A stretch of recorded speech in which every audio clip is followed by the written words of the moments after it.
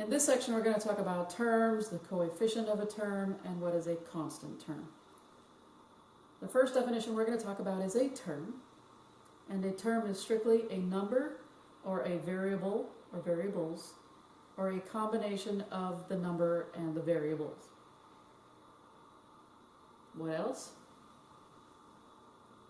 The variable or variables can be raised to powers other than 1.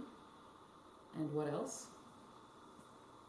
Terms are separated by plus or minus signs. That is how we count the terms. So if you know your plus and minus signs, then count the number of terms that go before and after them. So again, terms are separated by plus and minus signs. That's huge.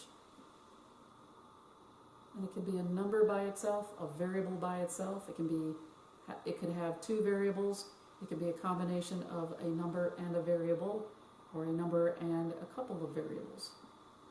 And those variables can be raised to powers other than 1, can be more than 1, and all the variables don't have to have the same power. Next definition is going to be the coefficient of a term. So normally what you may hear it is, instead of coefficient of a term, you may hear it as what is the coefficient. So you may see it just like this. Your teacher may say, what is the coefficient, instead of what is the coefficient of the term. It means the same thing. What is a coefficient though? First off, it is called the numerical coefficient. So as soon as you see numerical, well, that is a number. And so when we talk about a coefficient or a numerical coefficient, we're talking about a number. So it is the number in front of a variable. Most teachers, though, will call it just a coefficient instead of a numerical coefficient for short. This is too long to say. We mostly just say coefficient. We understand that we're talking about a numerical coefficient. So a coefficient is strictly the number in front of a variable. If we look at an example here of 3x, the coefficient is a number, and it is the number in front of the variable, which is 3. Next example, I gave you a negative a. It is understood that there is an invisible 1 if you don't see it, so the coefficient in this case is a negative 1. So it includes the sign as well.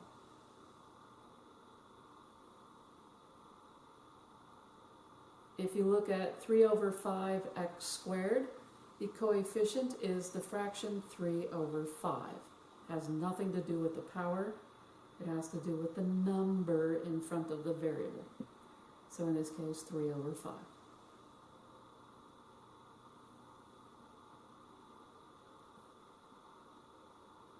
If we deal with 2m over 7, you can rewrite this as 2 over 7 times m. This is the way that you may see it in books. So these two mean the same thing. What you can do is kick off the m and put it on the side. And the numerical coefficient is just the 2 divided by 7, the fraction 2 over 7. That is your coefficient. It's not in the denominator. Don't ever think that. If the m was in the numerator, when you kick it off, m is still in the numerator. If you want to, you can even split it up. You could actually write it as 2 over 7 times m over 1 for clarity. That may help you out. So this m, it may kick it out, but it never goes in the denominator because it was in the numerator to begin with. You can't make it go from the numerator to the denominator just because. You can't do that. If it's in the numerator, it will always be in the numerator when you kick it out, whether you put the 1 underneath it or you leave it like this. Next definition is a constant term. What is a constant term? It is a number all by itself. It can be positive or negative, but it is a number all by itself. There are no variables attached to it whatsoever. Some examples of constant terms can be a positive 4 or a negative 7.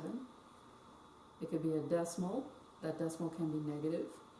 as well as positive, but in this case it's negative. It can be a fraction that's either negative or positive, but it is a number all by itself.